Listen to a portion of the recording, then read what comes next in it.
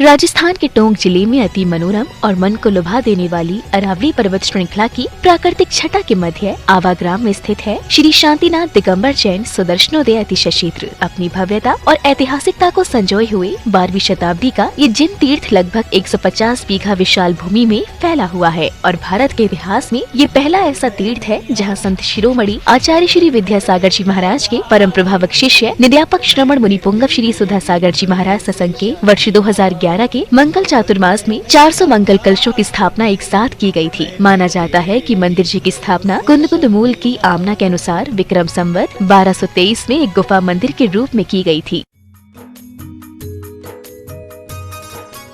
इस कार्यक्रम के पुण्यार्जक हैं श्री शांतिनाथ दिगंबर जैन महाअतिशयकारी सुदर्शनोदय तीर्थ क्षेत्र, आंवला जिला, टोंक, राजस्थान।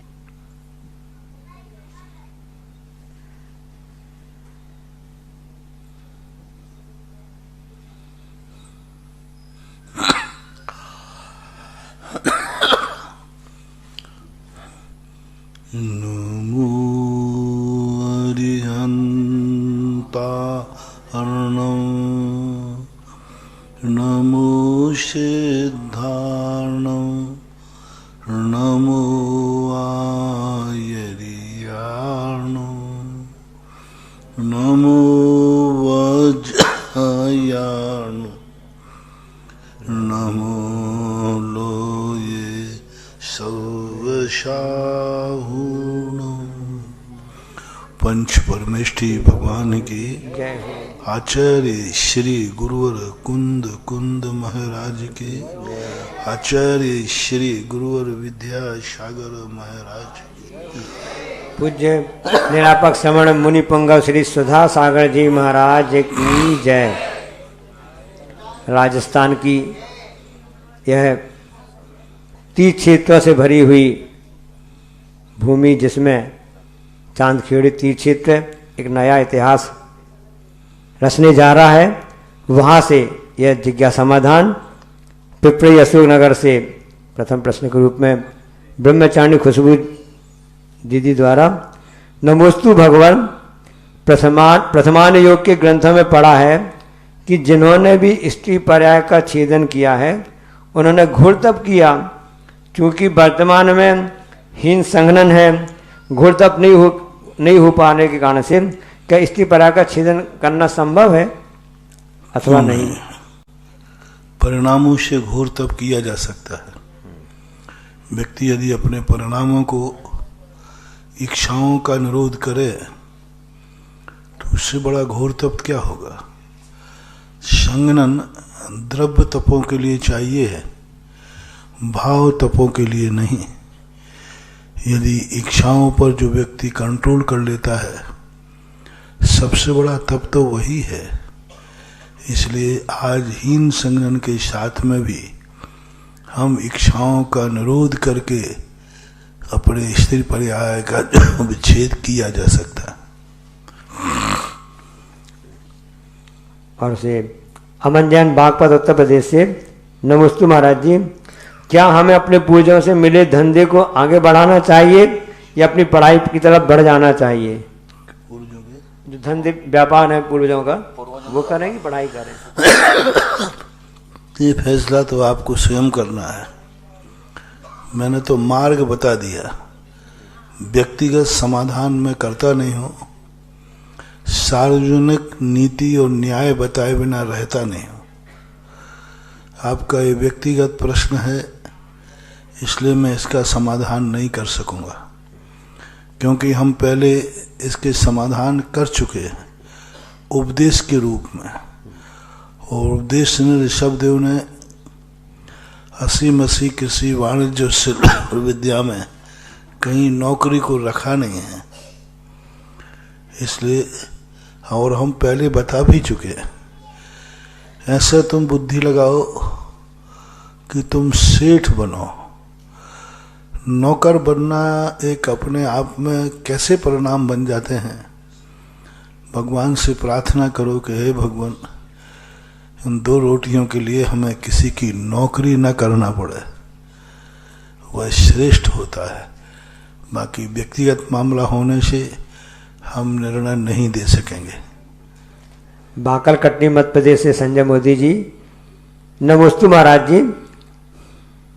महाराज जी, शरीर को तो व्रत उपवास से क्रश किया जा सकता है, परंतु कसाय को क्रश करने की असली साधना का उपाय क्या है? कसाय को क्रश करना चाहते हैं। वस्तु स्वरूप का चिंतन, वस्तु स्वरूप का चिंतन। जिस पर कसाय आ रही है वह क्या है, उसका द्रव्य क्या है, उसका क्षेत्र क्या है, उसका स्वरूप। तुम जो कसाय कर रहे हो उस कसाय का स्वरूप त्रिकाली फल क्या है। क्योंकि कसाय बिना निमित्त के नहीं आती। तो निमित्त को समझो कि तुम एक बिच्छू के ऊपर कसाय कर रहे हो कि ये डंक क्यों मारता है। बिच्छू जब डंक मारता है तो कसायवान नहीं होता, लेकिन जब तुम बिच्छू को मारते हो तो तुम बहुत कसायवान होते हो। आपकी कसाय में क्या होता है, तीव्रता होता है। बिच्छू डंक जब मारता है तो वो कसायवान नहीं होता, वो तो उसका स्वभाव है, यूं अपने आप। कभी भी कसायवान नहीं होता बिच्छू। जितनी कसाय तुम्हारी, कसाय तो सामान्य सभी जीवों में है, लेकिन वो उसका स्वभाव होता है। सांप जहर से काटता है, वो अपने बचाव के लिए काटता है, तुम्हें मिटाने के लिए बहुत कम। कोई पूर्व भाव का बैरी हो वो बात अलग है। 99.99 सांप अपने बचाव के लिए काटते हैं, तुम्हें मारने के लिए नहीं काटते। शेर अपने भोजन के लिए मारता है, उसको कभी तुम्हें जिंदगी को मारने का भाव नहीं आता। लेकिन जब तुम किसी को मारते हो तो उसके जीवन को नाश करने का भाव आता है। इसलिए फलाफल पर विचार करेंगे तो शायद इस पर कुछ समाधान हो सकता। आष्टा से डॉक्टर मगन जैन। नमोस्तु भगवान। व्युत्ग्राहित मिथ्या दृष्टि किसे कहते हैं? व्युत्ग्राहित, बुद्धग्राहित, गृहीत मिथ्या दृष्टि का दूसरा नाम है। बुद्धग्राहित है ना, दूसरों के द्वारा, बुद्धि के द्वारा, किसी निमित्त के द्वारा एक अगृहीत मिथ्या दृष्टि। तो बुद्धग्राहित नहीं होता, सहज में व्यक्ति के परिणाम मिथ्यात बने रहते। बुद्धग्राहिक तो चला करके गलत मार्ग को ग्रहण करता है। तो गृहीत मिथ्या दृष्टि का ही दूसरा नाम बुद्धग्राहिक मिथ्या दृष्टि है। इसकी दशा कैसी होती है? इसकी दशा यही कि बुद्धिपूर्वक हम जान रहे हैं कि सत्य यह है, फिर भी हम असत्य को ही सिद्ध करने में लगे। हम जान रहे हैं कि यह बात, ये स्वरूप ठीक नहीं है, फिर भी हम उसी को करते हैं। एक को तो मानता है कि नहीं यही सही है। 3 प्रकार के मिथ्या दृष्टि मानना। एक अगृहीत मिथ्या दृष्टि, जो सत्यासत्य के संबंध में विचार ही नहीं करते। उनके मन में कौन सही है कौन गलत है ऐसा विचार आता नहीं। उनके धर्म के प्रति कोई विचार आता नहीं।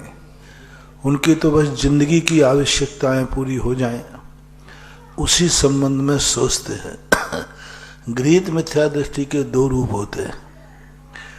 एक मिथ्या दृष्टि वह है जो असत्य को सत्य जानता है, जान रहा है कि असत्य ऐसा है,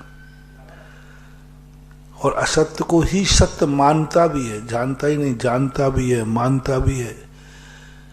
लेकिन दूसरा गृहीत मिथ्या खतरनाक है, जो असत्य को असत्य जानता है लेकिन असत्य का पोषण करता है। सत्य को सत्य जानता है और सत्य का विरोध करता है। वो जानता है कि सही मार्ग यही है, लेकिन कसाय के कारण से तीव्र सांप्रदायिक व्यामोह है। प्रमेय रत्नमालाकार ने एक बहुत अच्छा शब्द डाला, सांप्रदायिक व्यामोह सत्य से भी बहुत बड़ा बलवान होता है।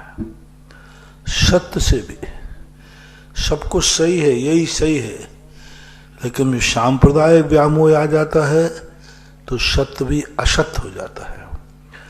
सब कुछ कहता है नहीं यही है, जो आप कह रहे यही है, लेकिन मैं इसको स्वीकार नहीं करूंगा क्योंकि मेरे पिताजी नहीं स्वीकार करते थे।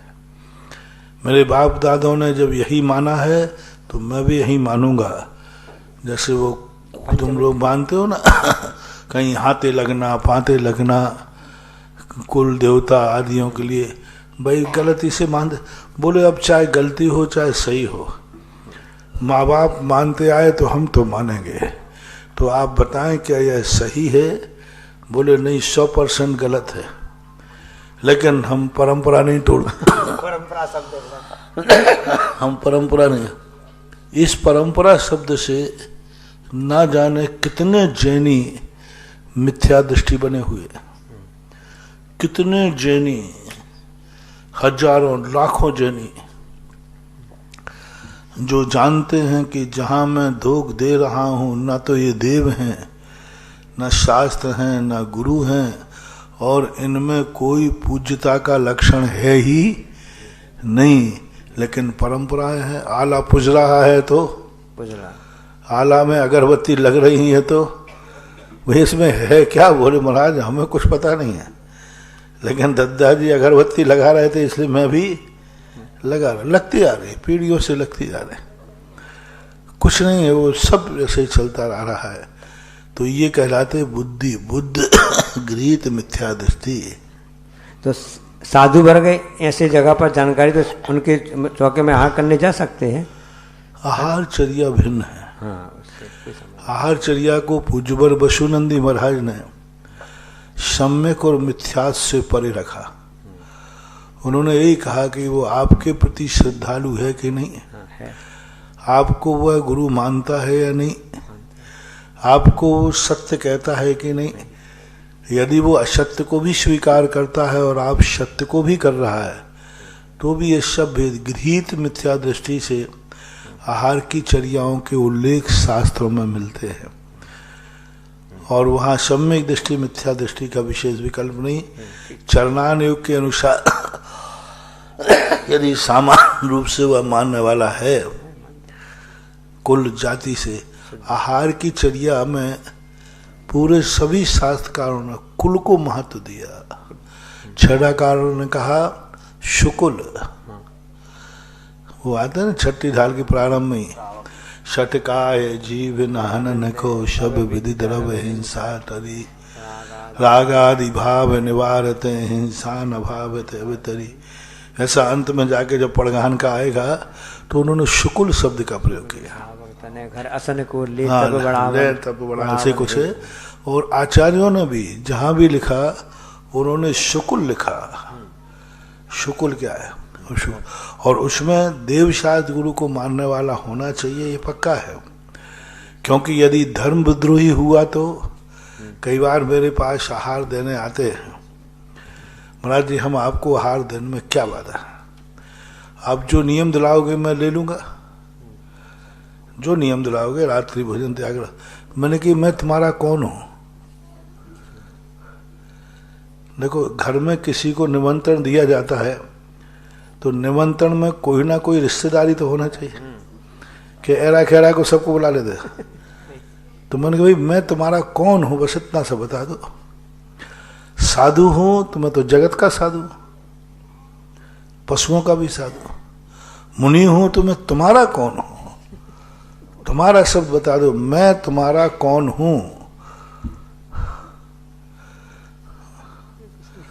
कोई जवाब नहीं आया, कह नहीं सकते। तुमसे नहीं पूछ रहे वो गुरु कहते हैं तो फिर मान रखता मुझे, तो फिर नियम करो मेरा गुरु दिगंबर जैन ही होगा। करो नियम, हो जाए फैसला। कोटा से हुकमचंद भारल जब हमें लेने आए जोहरी बाजार के अंदर, जयपुर में 4-5 लोग थे, 2-3 बार आए। उसके बाद उन्होंने कहा महाराज जी स्मारक चलिए आप, बड़ी सरल भाषा में अपने सामान्य रूप से, महाराज जी स्मारक चलो। हमने चले चले कि हम तो दुनिया में चलते फिरते रहते हैं। मैं तुम्हारा कौन हूं? अपरिचित को कभी किसी को अपने घर में नहीं ले जाना चाहिए, खतरा होता है। मैंने उनसे कहा कि अपरिचित को कभी नहीं ले जाना चाहिए, जिनकी जान ना पहचान कोरे मेहमान। और मैं भी अपरिचित के यहाँ नहीं जाना चाहता, मतलब जो चाहे हम जाने पहचाने वो चले चले, आप बस इतना बता दो मैं आपका कौन हूं, जो आपको कहना हो। ब्याई जी हूं, मैंने कहा रिश्तेदार हूं, दोस्त यार हूं, मामा फुआ के कुछ तो बताओ, कोई तो हूं मैं। फिर मैं सोचूंगा, तुमने कहा महाराज जी आप ब्याई, तुम पर मैं भी तो सोचूंगा कि मेरी इससे ब्याई जिगरी है कि नहीं। अच्छा, कोई यदि संबंध बनाएगा तो एक तरफ से बनेगा कि दो तरफ से? दो तरफ से। तो वो ब्याई जी हमें कहेगा तो मैं भी तो सोचूंगा कि तू मेरा ब्याई जी है कि नहीं। नहीं, फिर मैं कह दूंगा भाई मेरा तो ब्याई जी बनने और बनाने का त्याग है। यदि मान लो वो कह देते, लोगों ने कहा महाराज जी वो कह देते कि आप मेरे ब्याई जी, तो मैंने कहा मैं पागल नहीं हूं, बहुत सोच के बोलता हूं। मैं सीधा कहता भाई ब्याई जी के कारण ले जा रहे हो, तो मैंने सन 1983 में क्या है, सन 1980 में ही ना ब्याई जी बनाऊंगा और ना ब्याई जी बनूंगा, ना दोस्त बनाऊंगा ना दोस्त, ना कोई संबंध बनाऊंगा और ना संबंधी बनूंगा। तो ये तो मेरा त्याग है। अब इस नाम से तो मैं जा नहीं सकता, और कोई नाम बताओ। उन्होंने कहा महाराज जी आप स्मारक चलो, वहीं बताएंगे। मैंने कि जाने के पहले, जाने के बाद नहीं। जाने के बाद तो पता नहीं तुम कितने कितने महाराजों को, तुम किन किन को नहीं ले गए। ये मत समझो कि ये मुनियों को, ऐसे निकृष्ट मुनियों को स्मारक में ले गए जिनको मुनि समाज भी नहीं मानती है, मुनि समाज भी नमोस्तु नहीं करती है। इनको मुनियों से कोई लेना देना नहीं है, इनको तो अपने स्मारक पर एक ठप्पा लगवाना है कि देखा। मैंने कहा कि और जाना क्या बात करते हो, मैं चतुर्मास भी वहीं करूंगा, पहले बस बता दो मैं तुम्हारा कौन हूं, कौन हूं। बस इतनी सी, कोई बड़ी बात तो नहीं थी ना। इतनी पूछ, अरे भाई तुम्हारे बाहर गेट के सामने कोई बैल बजाए तो आप अंदर से क्या पूछते हो, कौन है, कौन हो पूछते हो। यदि वो कौन हो ये नहीं बताए तो मैंने कहा ये तो खोलना नहीं चाहिए, गलत बात है। तो ये बात सबसे बड़ी बात होती है। आहार कोई भोजन नहीं है, साधु भूखा भूखमंगा नहीं है। ये साधु को आहार नहीं दिया जाता, दान दिया जाता है, दान। साधु का पेट नहीं भरा जाता, पेट तो पशु पक्षी भी भर लेते। तो दान है, दान धर्म है। लोग तुम समझते हो हम साधु का पेट भर रहे, नहीं महानुभाव कभी भाव नहीं कर रहा। तुम्हारी क्या ताकत साधु का पेट भरोगे, साधु का पेट भरने का सवाल ही नहीं उठता। तुम लोग को श्रावक को कहा गया मैं तो अपने जीवन को धन्य कर रहा हूं, ऐसी बात होना चाहिए। कोटा से नमिता जैन, नमोस्तु। आत्मा का कल्याण महाव्रत मुनि बनने से होता है, लेकिन किसी की अब संग्रहण नहीं है, शक्ति नहीं है, तो हम क्या किया जाए, क्या कोई ऐसे शॉर्टकट है? हमारे यहाँ 100 नंबर होते हैं, 100 नंबर नहीं मिले तो 99 से 98 से 33 नंबर तक तो रास्ता खुला है। अब 33 नंबर में मोक्ष मार्ग में अविरत सम्यक दृष्टि आ जाता है। कम से कम अष्टमूल गुण धारण तो करना चाहिए, कम से कम शब्द विषण आदि का त्याग तो करना चाहिए, कम से कम कुलाचार का त्याग तो, कुलाचार का पालन तो होना ही चाहिए। तो कम से कम जितना कर सकते हो उतना करो। अशोकनगर से गुप्त जिज्ञासा है, नमोस्तु गुरुवर। क्या हम श्रावक लोग सामायिक करते हुए प्रवचन आदि सुन सकते हैं? सामायिक करते हुए प्रवचन सुन सकते हैं। तुम्हारी तो तुम्हें जो करना हो करो, कर ही तो रहेगा। तुम तो सामायिक पढ़ते, तुम्हें पता नहीं क्या क्या सुनते रहते हो। कम से कम प्रवचन ही तो सुन रहे हो, नहीं तो टीवी पर गाना और पिक्चर चल रही है तो इसलिए कम से कम उस समय प्रवचन सुनते हैं चला करके मत सुनो। जो सामायिक कर रहा है और चला करके भी सुनते हैं तो कोई बाधा नहीं। एक स्थान पर मौन होकर के बैठ गया और यही जिज्ञासा समाधान चल रहा है, ठीक है, सुन सकते, कोई बाधा नहीं है। अब वो तुम्हारी एक आदत बन जाए तो वो ठीक नहीं। प्रवचन धर्म श्रवण भी आता है, लेकिन चलते फिरते उठते नहीं।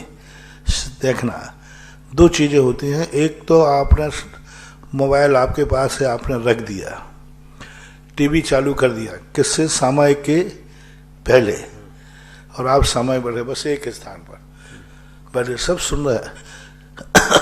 अब आप उसको ना तो बंद करोगे और ना चैनल बदलोगे, चैनल नहीं बदलोगे। अब आप चल रहा है, आप सुनिए। कम से कम काया की जो निवृत्ति है वो एक नंबर। दूसरे नंबर पर यदि कुछित कदाचित मान लो चैनल है, कोई दूसरी चीज आने लगी तो बदलते हो तो नंबर कम होंगे। बस स्थान तो छोड़ना ही नहीं। सबसे बड़ी शर्त आप लोगों को क्या है? स्थान नहीं छोड़ना। जिस स्थान पर बैठे हो 48 मिनट तक वहां पर कोई सावध से आरंभ की क्रिया नहीं करना चाहिए। फिर भी कुछ श्रावकाचारों में तीर्थ वंदना आदि के समय सामायिक की स्थिति बताई। तीर्थ वंदना है, 12 अनुप्रेक्षाओं के पाठ हैं, इनको भी सामायिक बताया है। शायद वसुनंदी महाराज ने अपने श्रावकाचार में सामायिक के समय वो तीर्थ वंदना आदि भी कर सकता है, गुरुओं के प्रवचन आदि सुन सकता है। मान लो सभा में बैठा है और महाराज के प्रवचन चल रहे हैं तो उस समय वो सामायिक में है। इसका दूसरा प्रमाण ये है कि समोषण के अंदर जब भगवान होते हैं उनके वृत्ति भी होते हैं कि नहीं उस समय समोषण में? मुनि भी। और दिव्य धुनी कब खिलती है? सामायिक के समय ही खिलती है, संधि काल। सबसे बड़ा प्रमाण है कि तीर्थंकरों की तीनों कालों में सामायिक के समय ही दिव्य धुनी खिलती है। तो उस समय जो दिव्य धुनी खिलती है उस समय वृत्ति और मुनिराजों की क्या स्थिति रहती है? क्या वो श्रवण से बंद हो जाते हैं? नहीं, हो नहीं सकते। इतनी निर्विकल्पता आ जाए ऐसा नहीं होता। पूरे समोषण को मैंने अच्छी तरह देखा, सामायिक स्थल नहीं बने मिले, नाट्यशालाएं मिली, सब मिले, लेकिन ऐसा स्थान बना है जहां वृत्तियों के सामायिक का समय हो जाए तो वहां जाकर के सामायिक कर लें। भगवान की दिव्य धुनी से अच्छी सामायिक तुम और क्या करोगे? गुरु महाराजों के प्रवचन चल रहे हैं और तत्व दृष्टि चल रही, तो उससे ज्यादा तुम क्या चिंतन करोगे? तो कोई बाधा नहीं कर सकते। अहमदाबाद से गौरव जैन, हमारे घर की महिलाएं, माताएं, बहनें 16 के वस्त्र पहने हों तो पुरुष वर्ग के जो अभिषेक के दूध पट्टा उठाकर दे सकते हैं। खुद 16 में है महिलाएं, अब उन्हें मांगा कि समय दूध पट्टा दे दो उठा करके, दे सकते, कोई बाधा नहीं, कोई बाधा नहीं। लोग बोलते हैं हाँ। और मैं पूज्य मुंशी पुराण साहब महाराज जी से निवेदन करेंगे कि अपनी जिज्ञासा रखें।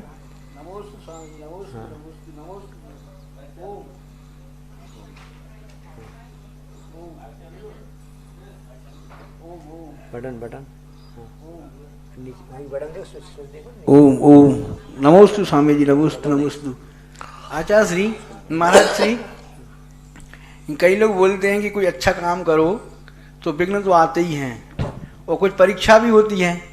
तो आज जैसे आचार्य श्री कोई प्रोग्राम में जाते हैं, कहीं भी पंचकाणक में या कोई वेदी प्रतिष्ठा में, कहीं भी अच्छे काम में, तो कहीं में कांटे गड़ जाते हैं, कहीं को आलाप हो जाएगा या अंतराय हो जाएगा, कहीं बुखार जुकाम हो जाएगा। तो ऐसे ही यहाँ पर पंचकाणक होना है चांदखेड़ी में, और आपको भी ऐसी विघ्न बाधाएं आ गई हैं। ये लोगों को सुबह से प्रवचन भी नहीं मिल रहा है, ये कौन से कर्म का उदय है? ये बात सही है क्या? जिज्ञासा समाधान करिए। माचिस की काड़ी जब जलती है तो पहले धुआं छोड़ती है,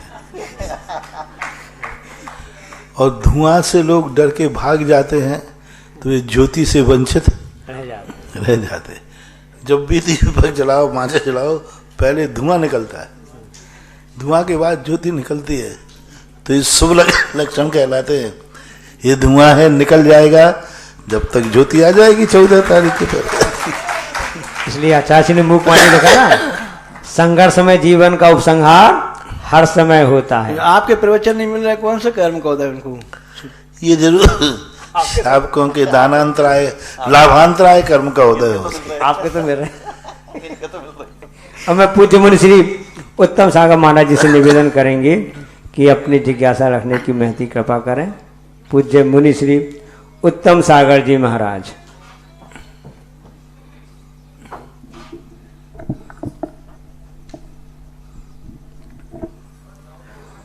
नमस्तु भगवान, नमस्तु नमस्तु। जो आजकल ध्यान के बारे में सभी संप्रदायों में जो 7 चक्रों के बारे में बताते हैं, मूलाधार आदि चक्र जो हैं 7, तो क्या इसी प्रकार चक्र हमारे जैन सिद्धांत में कहीं हैं क्या? तो इसका ध्यान हम कर सकते हैं क्या? पूज्यवर शुभचंद्र आचार्य महाराज ने ध्यान के 10 स्थान कहे। 10 स्थानों का ध्यान करने को नहीं कहा। अन्य जो ध्यान करने वाले हैं और जैन दर्शन के ध्यान में अंतर। अन्य दर्शनकारों का कहना है कि उन स्थान का ध्यान करो, उस स्थान का ध्यान करो। सहस्रार चक्र है, आज्ञा चक्र है, अन्य जो चक्र हैं, इन चक्रों का ध्यान करो, उस स्थान पर एकाग्र हो जाओ। जैनाचार्य इसका समर्थन नहीं करता। जैनाचार्य कहता है उस स्थान पर अपने मंत्र को स्थापित करके ध्यान करो, अपनी शक्तियों को स्थापित करके ध्यान करो, अपने इष्ट को स्थापित करके ध्यान करो, अपने आराध्य को स्थापित करो, ओम को करो, ह्रीम करो, उन स्थानों पर। तो हमारे यहाँ किसी शरीर के अंदर ऐसा कोई भी स्थान नहीं है जो ध्यान करने के लायक हो, क्योंकि सभी पुद्गल की परिणति है, सभी पौद्गलिक हैं। हाड़ मास का पिंड यदि कोई भी स्थान ध्यान के योग्य नहीं है, वहाँ चिंतन किया जा सकता है, लेकिन कुछ स्थान ऐसे हैं जहाँ पर अपने इष्ट देव को बैठाल के किया जा सकता है। शरीर के कुछ स्थान ऐसे हैं जहाँ पर पवित्र आत्माओं को नहीं बैठाला जाता, जैसे पैर है आदि आदि। तो उनके कुछ स्थान 10 स्थान जो बताए हैं, उन 10 स्थानों में अपने बीजाक्षरों को, अपने शक्तियों को स्थापित करके ध्यान करना चाहिए। ये जो कुंडलियां जागरण है, जैन दर्शन कहता है इससे कुछ भी नहीं होने वाला। पुद्गल में कोई जागरण होता ही नहीं है। ये जो जागरण होता है ज्ञान के क्षयोपशम से होता है। आत्मा के जब का ज्ञान का क्षयोपशम बढ़ेगा वह जागरण है। कोई कुंडलियां जागरण होना, आँखों का जागरण होना, कानों का जागरण होना, सहस्रार चक्र का जागरण होना, ये सब जैन दर्शन के अनुसार बिल्कुल भी इष्ट नहीं है। इनमें बैठ करके हम कुछ ज्ञान का क्षयोपशम बढ़ा सकते हैं। ज्ञान दर्शन में जो कुछ भी है शक्तिमान वह आत्मा ही है। ज्ञान दर्शन में जो भी शक्तिमान है वो स्वयं चतुष्टय ही है। पर चतुष्टय को कहीं भी किसी भी आगम में, किसी शास्त्र में ध्यान का केंद्र बनाकर पर को जागृत करने का प्रावधान नहीं है। पर को जागृत किसी भी स्थान हम सिद्ध भगवान को जागृत नहीं कर सकते, हम सिद्ध भगवान को सिद्ध नहीं कर सकते। हम सिद्ध भगवान को बैठाल करके उनका ध्यान कर सकते हैं, वो हमें सिद्ध होने वाले नहीं हैं। उनके स्मरण से हमें देवीय शक्तियां प्रकट हो सकती हैं। उनकी भक्ति से, उनके ध्यान करने से भौतिक शक्तियां हमारे पास आ सकती है, लेकिन पर का ध्यान, पर चतुष्टय हमारे यहाँ ध्यान का विषय नहीं है, ज्ञेय का विषय है। तो नाभि मंडल में जो अष्ट चक्र के जो ध्यान के बारे में बताए हैं तो वो क्या चीज है? नाभि मंडल में अष्ट चक्र का लिखा है ना, जैनागम में, ज्ञानारणों में, हृदय में भी है उल्टा कमल अष्ट करके। पाखुड़ी का कमल, वही। पर अष्ट पाखुड़ी के कमल को वहीं ध्यान दें। अष्ट पाखुड़ी के कमल को, उस कमल में उन्होंने बीजाक्षर स्थापित किए। नाभि के अंदर उन्होंने 49 बीजाक्षर स्थापित किए। यहाँ भी उन्होंने पंच बीजाक्षर स्थापित किए। यहाँ भी उन्होंने अलग अलग बीजाक्षर स्थापित किए।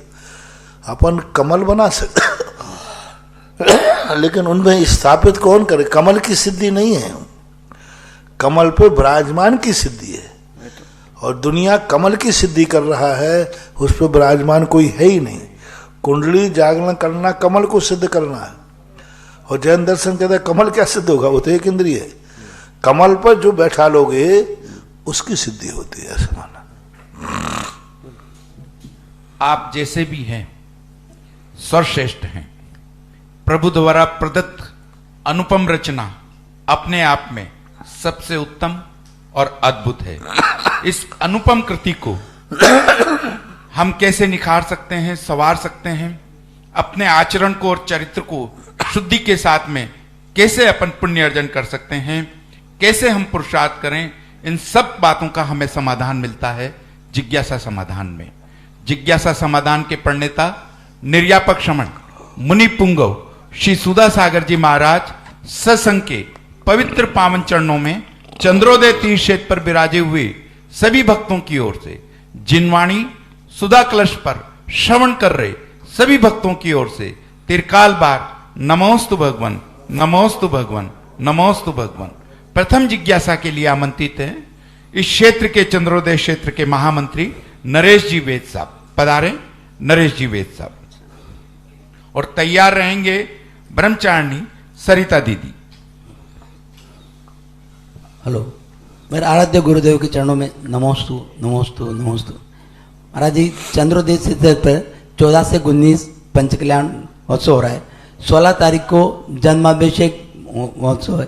तो पांडुरंग जो जन्माभिषेक का करते हैं उसका क्या महत्व है, और वो जो कलश को घर पर ले जाए उसका महत्व क्या है? मैंने बहुत बार कहा, अभिषेक जो है, जिस दशा में जो जीव है उस दशा में वो किन गुणों के कारण से पूजा जा रहा है, उन गुणों को प्राप्त करने के लिए अभिषेक किया जाता है। जैसे जन्माभिषेक तो जन्माभिषेक के समय ऐसा उसका क्या गुण लेके आया? दुनिया के लोग घरों में आता है बालक, पूरे घर को सूतक लग जाता है। माँ 45 दिन के लिए सूतक में पहुंच जाती है। और जब बालक आता है तो बालक इतना अशुद्ध होता है कि उसे अलग लोग जो होते हैं वो ही उसको छूते हैं। जैसे आप लोग धाय बोलते, कुछ भी बोलते होंगे, उनकी क्वालिटी अलग होती है और वे तुरंत जाके नहाते हैं। एक ऐसा बालक क्या है इसमें जो संसार का सबसे बड़ा उच्च कुलीन सौधर्मेंद्र जिन्हें लेने आ गया, उनका दाय संस्कार सौधर्मेंद्र इंद्राणी करेगी। जांच करना, जो धाय है ना, धाय का काम वो करेगी। और कहाँ भगवान के दर्शन करने के ही पाबंदी हो जाती है। किसको? परिवार को। माता और बालक तो 45 दिन तक मंदिर की सीमा में भी नहीं जाते, और परिवार का भी। और उस बालक का देखो कहाँ ले गए? पांडुक वन में, जहां अकृत्रिम चैत्यालय है। अकृत्रिम चैत्यालय चारों तरफ भरे पड़े हैं। उन चैत्यालयों के बीच में सद्याजात बालक का निहन होगा। कितना गंदा पानी है, यानी और कोई का गंदा पानी नहीं, जन्मे हुए बालक के पानी को कैसा। लेकिन तीर्थंकर की काया कितनी पावन और पवित्र है कि वो पांडुक वन में स्थित जिनालय को भी गंदा नहीं करती है। क्यों? 10 अतिशयों से संपन्न है। इसलिए मैं सदा कहा करता हूं जन्म कल्याणक पर, गृहस्थों को यदि आपको सुख वैभव चाहिए, गृहस्थों के लिए आपको सुख समृद्धि चाहिए है, तो जहां भी पंच कल्याणक हो, जन्म कल्याणक का कलश जरूर करना चाहिए। क्योंकि बाद में अरहंत भगवान के कलशों में तो परमार्थ निहित है मुख्यता से, जन्म कल्याणक में नहीं। प्रतिमाधारी नहीं करेगा, महाराज लोग वो गंधोदक नहीं लेंगे। आप लोग जो गृहस्थी वाले हैं, आप लोगों के लिए गंधोदक बहुत पवित्र है। देवता लोग उस जन्म कल्याणक के लिए इतना पावन मानते हैं, सारे देवता उस गंधोदक को अपने सिर से नहा जाते हैं, नहा लेते हैं। अभाग्य है मेरे तीर्थंकर के शरीर से। तो गृहस्थी की दृष्टि से जब भी जहाँ पंच कल्याणक हो, जन्म कल्याणक नहीं छोड़ना। और वह गंधोदक तुम लगाना, तुम्हारे परिवार को भेजना, रिश्तेदारों को भेजना। क्योंकि गंधोदक, यही मत मानो कि वो गंधोदक संसार का शुभ समृद्धिदायक है। सांसारिक सुख उनके पास है, अतुल बल है, संपदा के साथ जन्मे हुए हैं, तो वो आपके लिए करना चाहिए। और वह मंगल कलश गंधोदक से भरा हुआ, हमेशा ध्यान रखना, अपने परिवार के लिए सुख समृद्धि का कारण है। बच्चे लोग आपके होते हैं जो नया व्यापार करते हैं, नौकरी पे जाते हैं, आप लोग भी कुछ करते हैं, तो जन्म कल्याणक के कलशों के जल से अपने स्थान को पवित्र भी किया जा सकता है। अनेक कारण हैं आपके ऐसा। महानुभाव, 14 दिसंबर से 19 दिसंबर को होने वाला पंच कल्याण है।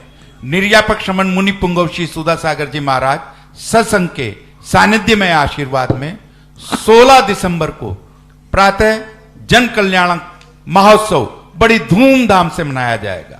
जो भी महानुभाव जन कल्याण के पावन प्रसंग पर, जैसा निर्यापक श्रमण मुनि पुंगव श्री सुधा सागर जी महाराज ने बताया, जो भी पुण्य अर्जन करना चाहें हमारे पास में नाम प्रेषित कर सकते हैं। जन्म अभिषेक के कूपन हैं 5100 रुपए के, 11,000 के, 51,000 के, 1,11,000 रुपए के। और इसी के साथ साथ जो प्रथम अभिषेक करना चाहता है जन कल्याण के पावन प्रसंग पर और पुण्य अर्जन करना चाहता है और अपने आप को सौभाग्यशाली करना चाहता है और अपने परिवार के साथ में मिलकर 11 कलश की राशि से वो प्रथम जन कल्याण का अभिषेक का पुण्य अर्जन कर सकता है। जिन भी महानुभावों को जन अभिषेक के, जन कल्याण के पावन प्रसंग पर पुण्य अर्जन करना है, हमारे पास में नाम प्रेषित कर सकते हैं। इसी के साथ 16 दिसंबर बहुत ही अनुपम दिवस है। उस दिन प्रातः हम जन कल्याणक मनाएंगे और दोपहर में हम जो है पीछिका परिवर्तन का, संघ का जो पीछिका परिवर्तन का है, वो भव्य आयोजन का भी आप पुण्य अर्जन करेंगे।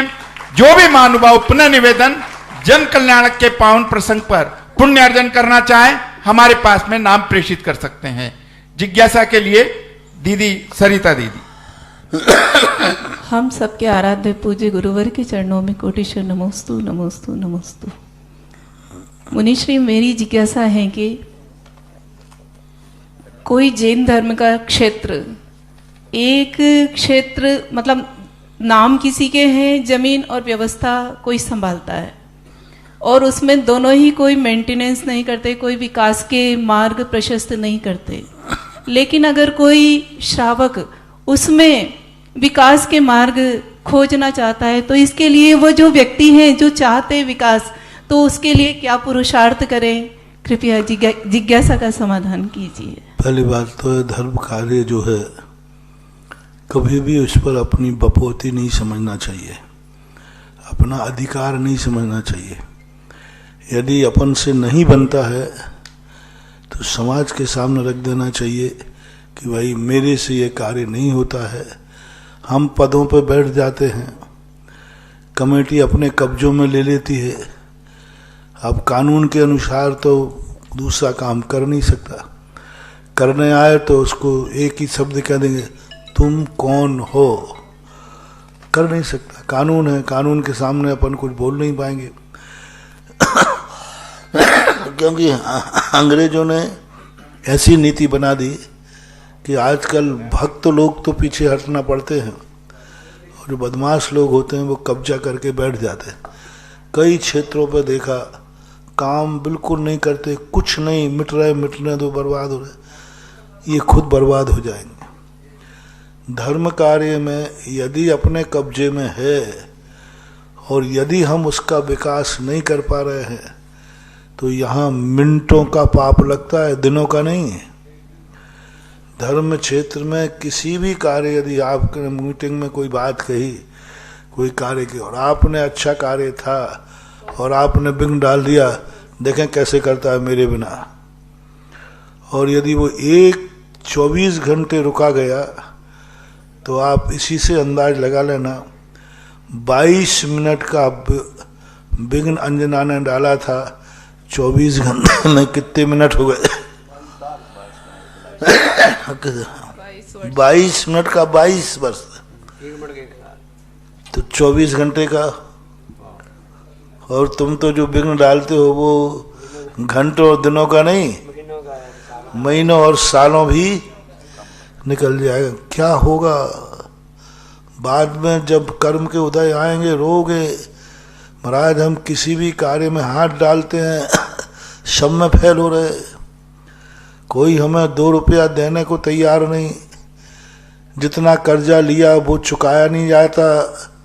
ये सब के सब वही पापी जीव हैं जिन्होंने धर्म क्षेत्रों के, मंदिरों की कमेटियों के पदाधिकारी बन जाते हैं और मंदिर का कोई विकास नहीं करते।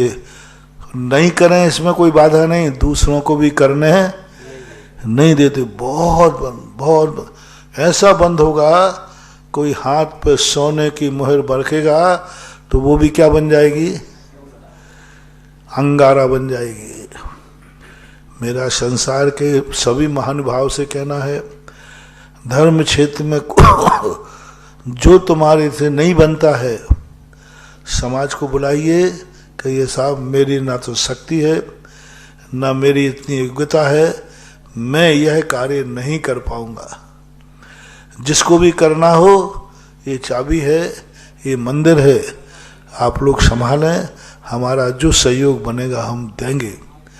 ये तुरंत करना चाहिए। मत रखो इन धर्म के क्षेत्रों पर अपने कब्जे नहीं, मलकियत नहीं, ये तो समाज की संपत्तियां हैं। तुमने भी मंदिर बनाया है, यदि उस मंदिर को तुमने भी बनाया है तो भी तुम उसको अपने कब्जे में मत रखो। बड़े बड़े सेठों की बर्बादी हो गई, रोड पे आ गए। बड़े बड़े सेठों ने बड़े बड़े मंदिर बनाए, जिनालय बनवाए, बहुत बड़े बड़े स्थान बनाए, लेकिन उन्होंने अपने परिवार के कब्जों में रखे। आज जिनकी भारतवर्ष में तू तू बोलती थी, आज उनके परिवार रिश्तेदारों में भी तू तू, मोहल्ले में भी, जगत में कोई नहीं पूछ रहा है। एक सामान्य आदमी, और एक दिन वो था कि उनकी आवाज उठते ही सारा भारत जानता था।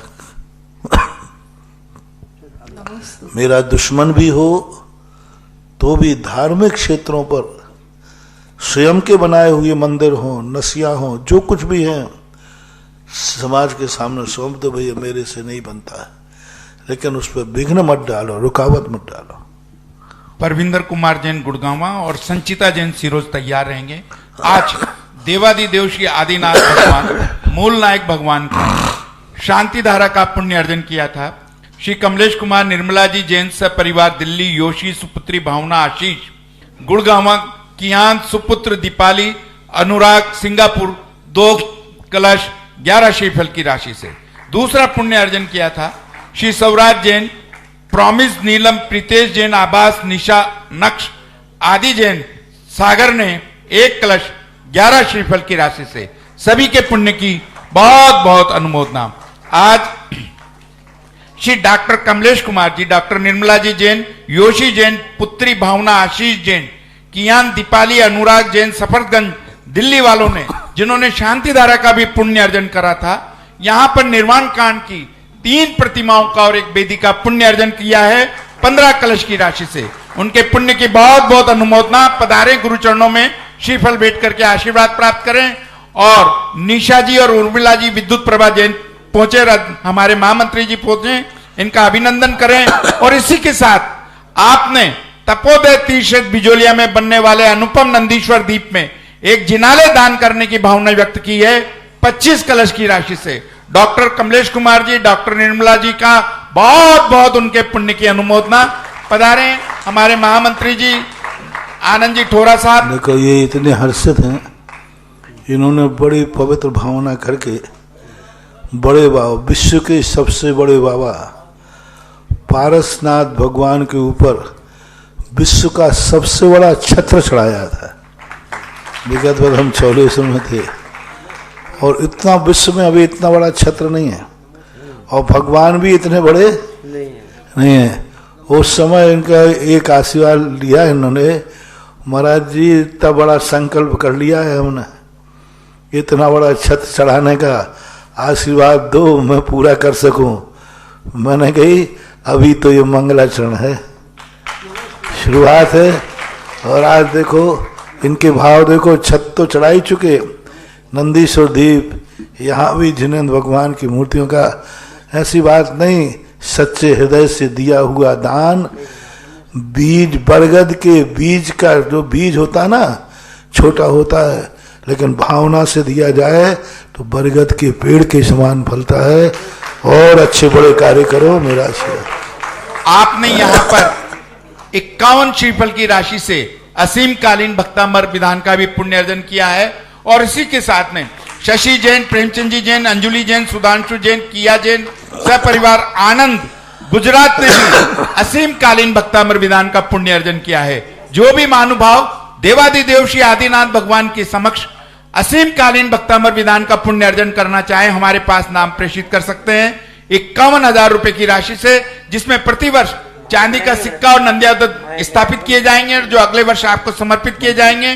5 व्यक्तियों के लिए आवास और भोजन की समुचित व्यवस्था उपलब्ध रहेगी। आज हमारा बहुत बड़ा पुण्य है कि हमारे मध्य मुनि 108 श्री शैल सागर जी महाराज के ग्रस्त अवस्था के माता पिता को यहां पर पधारे हैं।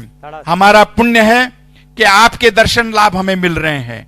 इस पावन प्रसंग पर पूरी कमेटी आपसे अभिनंदन करना चाहती है। पधारें, गुरु चरणों में नमन करें। और कमेटी से मेरा अनुरोध कि ऐसे माता पिता का अभिनंदन करके हम अपने आप को गौरवान्वित समझें। पधारें, पधारें साहब।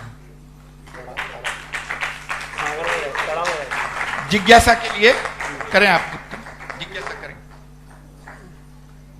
वर्तमान के समंत पद स्वामी मेरे आराध्य गुरुवर मुनि पुंगव श्री सुधा सागर जी महाराज एवं के चरणों में सत्संग बारंबार नमोस्तु।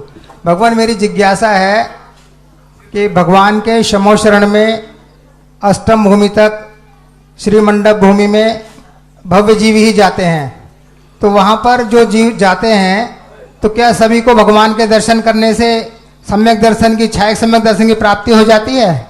नहीं, परिणाम अपनी अपनी विशुद्धि के हैं। मास्टर सभी को क्लास में एक समान ही पढ़ाता है, लेकिन विद्यार्थी सभी एक समान ग्रहण करेंगे, एक समान नंबर लाएंगे, ये नियम नहीं। वहाँ भी ऐसे सिस्टम है। जो जितनी विशुद्धि भाव से करता है, बिरलों को, बहुत कम, हजारों लाखों करोड़ों में किसी एक को सम्यक दर्शन होता है, छायक सम्यक दर्शन, क्योंकि उसकी विशुद्धि असाधारण है। हाँ, नमोस्तु गुरुवर। संचिता जैन, सिरोंज। परम श्रद्धेय परम पूजनीय निर्वायक मुनि श्री को मेरा बारंबार नमोस्तु एवं समस्त मुनि राजों गुरुवर को मेरा बारंबार नमोस्तु। मुनि श्री, जो शांति धारा पढ़ते हैं आपकी दी हुई सभी लोग, पर उसमें पूरी शांति धारा नहीं पढ़ते वही वाली, और बीच बीच में और भगवानों की जाप देने लगते हैं और गलत है। ये परंपराएं बहुत गलत है। कई बार नमोकार मंत्र में कोई ओम लगा देता है, कोई ह्रीम लगा देता है, वो एक नया मंत्र बन गया। उसका प्रभाव नए मंत्र के रूप में नमोकार मंत्र, शुद्ध नमोकार मंत्र। एक अक्षर भी यदि आपने जोड़ दिया या घटा दिया, हमारे शास्त्रों में आया है कि पुष्पदंत भूत बलि के लिए एक मंत्र दिया, एक अक्षर एक मंत्र में कम था तो कानी देवता आया, और एक में एक अक्षर तो दांत कड़ाया। तो उन देवताओं ने ये संकेत दिया कि मंत्र तुम जैसा है वैसा पढ़ोगे वैसे उपलब्धि होगी।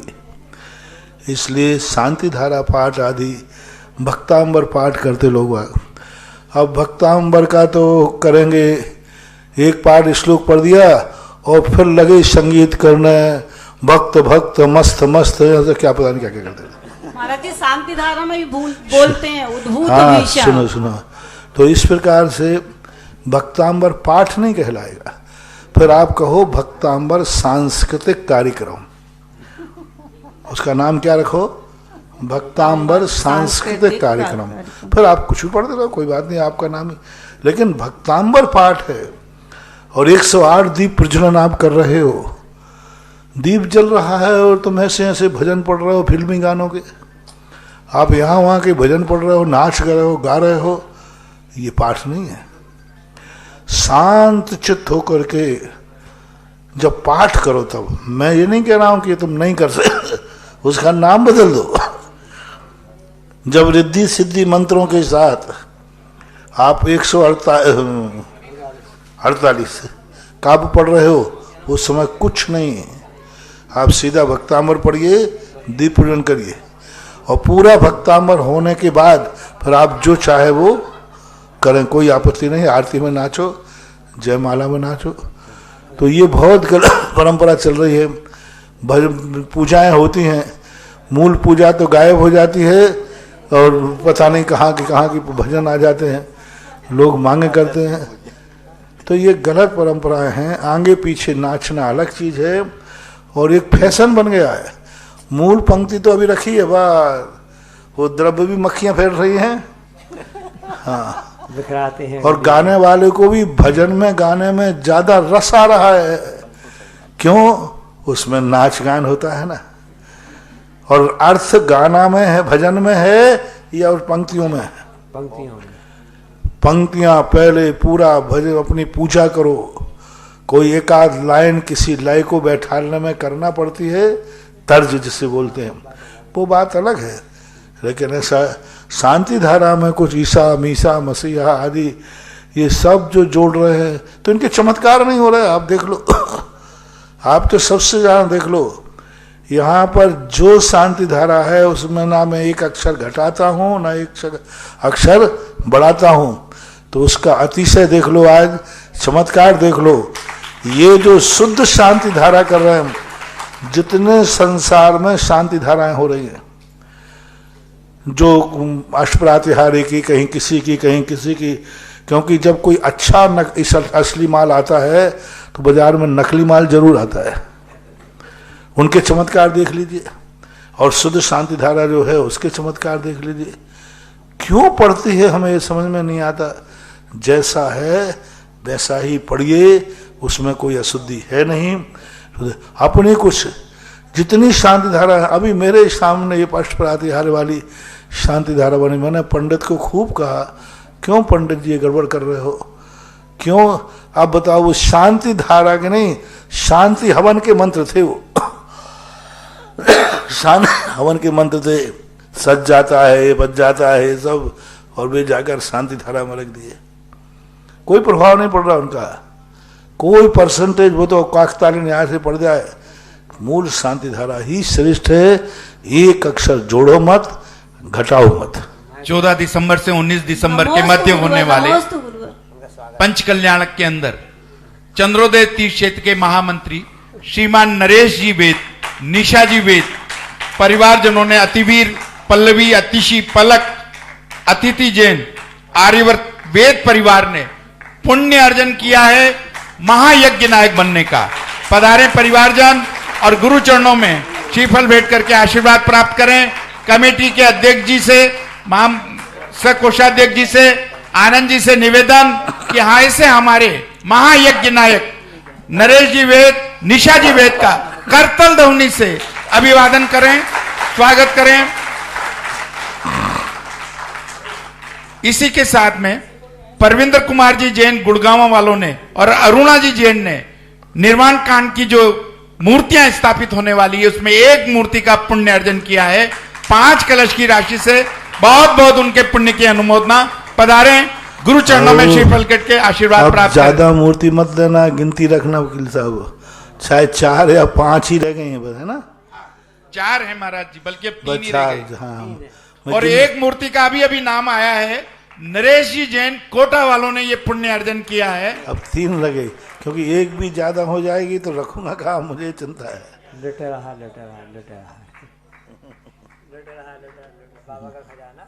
इसी के साथ में विमला जी जैन खानपुर पधारे जिज्ञासा के लिए और तैयार रहेंगे महावीर जी लुवाड़िया जालना महाराष्ट्र वाले।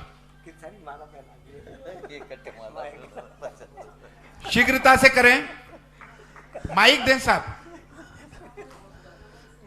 महावीर जी साहब आगे पधार जाएं। मेरा नमोस्तु नमोस्तु नमोस्तु। महाराज जी मेरी जिज्ञासा है कि लोकांतिक देव किस पुण्य से बनते हैं, लोकांतिक देव क्या काम करते हैं, और स्वधर्म ईशान किस पुण्य से बनते हैं और क्या काम होता है, बताइए महाराज जी मेरी। उज्जवल नेमीचंद महाराज ने त्रिलोक सार के अंदर जो सदा वैराग्य भावना से भरे रहते हैं, संसार के विषय कसायों से जो निर्विन्न होते हैं, और एक संकेत ये भी मिलता है कि मुनि व्रत से ही उनको प्राप्ति होती है।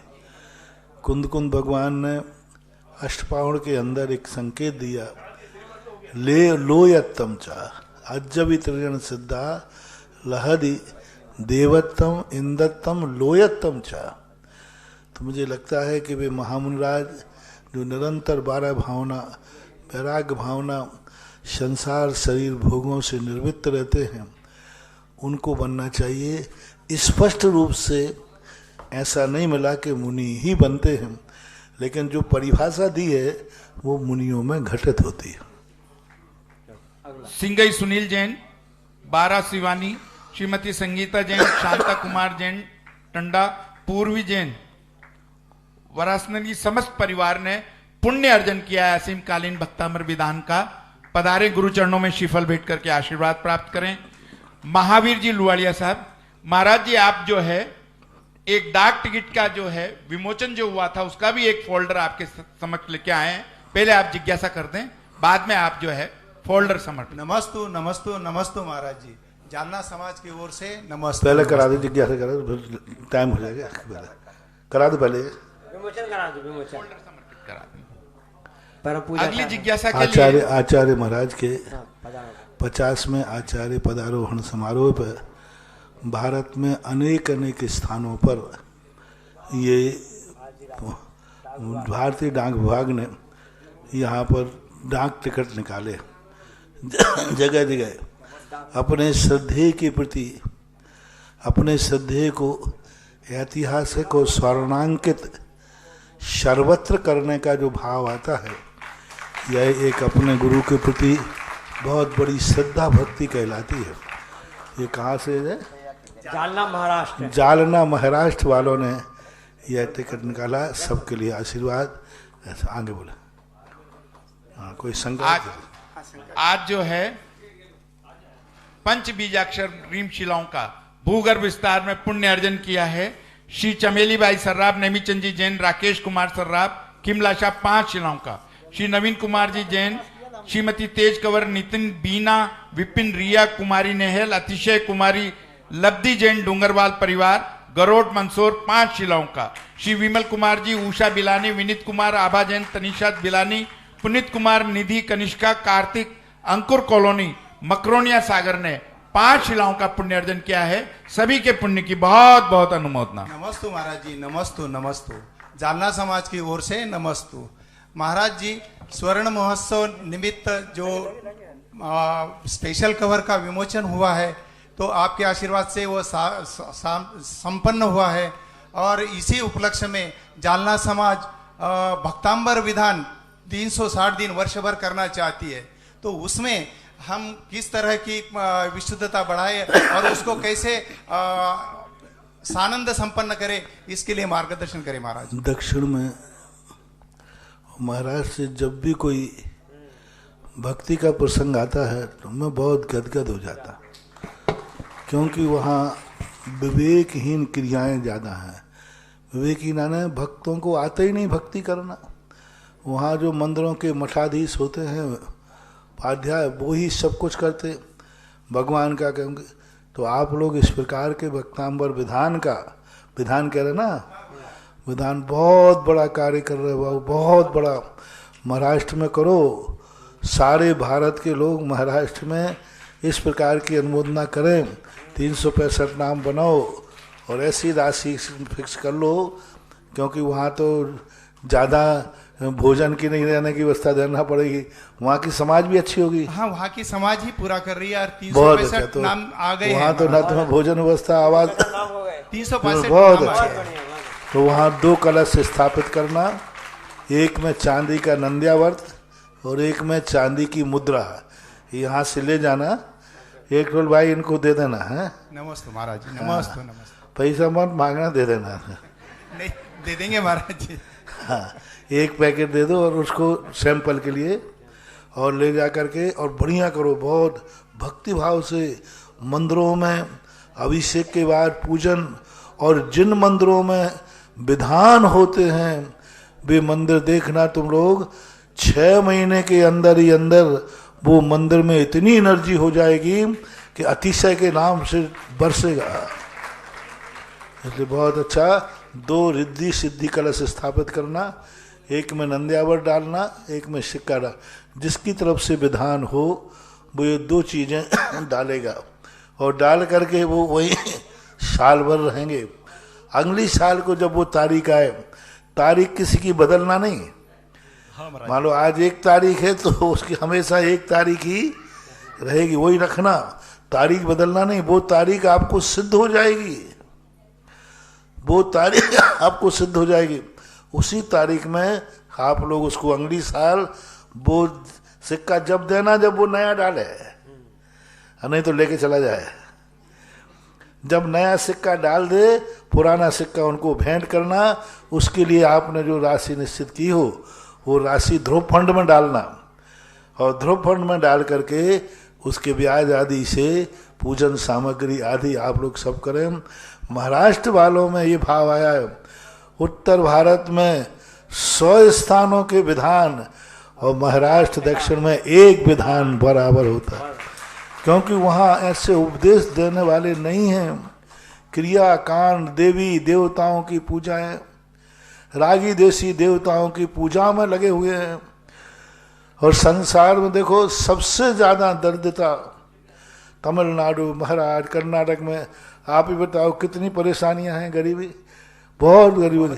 और मेरा दावा है कि उत्तर भारत जैसे तुम लोग बीतरागी भगवान की पूजा में लग्न हो जाओ तो दक्षिण उत्तर भारत एक हो जाएगा। नमस्ते महाराज जी, नमस्ते। हमारे पास में समता सागर महाराज जी, पुराण सागर जी ने चतुर्मास किया था। समता सागर महाराज जी बहुत अच्छा। हमारे पास में जिज्ञासा समाधान के लिए काफी सारे नाम हैं। समय की उपयोगिता को देखते हुए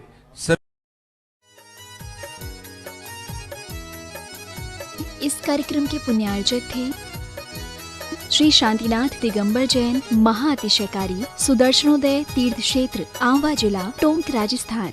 इस भव्य तीर्थ का भव्य पंच कल्याणक भी किया गया और क्षेत्र को पूज्य मुनिश्री ने नाम दिया श्री शांतिनाथ दिगंबर जैन अतिशय क्षेत्र सुदर्शनोदय आवा। और साथ ही साथ ये भी बतलाया कि ये तीर्थ सर्वाधिक 4 लाख एनर्जी वाला इस धरा का सबसे अधिक चमत्कारी तीर्थ है। इस तीर्थ का ये परम अतिशयकारी प्रभाव है कि कुछ दिन ठहरने से एवं यहाँ विराजमान श्री 1008 भगवान शांतिनाथ जी की अति प्राचीन प्रतिमा के मंगल अभिषेक एवं पावन शांति धारा के प्रभाव से असाध्य रोग भी ठीक हो, शहरी कोलाहल से दूर, एक एकांतमय साधना के लिए उत्तम इस तीर्थ क्षेत्र में आने वाले यात्रियों के लिए आवास व भोजन की समुचित व्यवस्था है। आप सभी साधर्मी बंधुओं से अनुरोध है कि आप भी सपरिवार महाअतिशयकारी श्री शांतिनाथ दिगंबर जैन सुदर्शनोदय तीर्थ क्षेत्र आवा में पधार कर प्रभु दर्शन कर सुख शांति और समृद्धि प्राप्त करें और तीर्थ की भव्यता के लिए निरंतर जारी निर्माण व विकास कार्यों में सहभागी बन सातिशय पुण्य लाभ लें।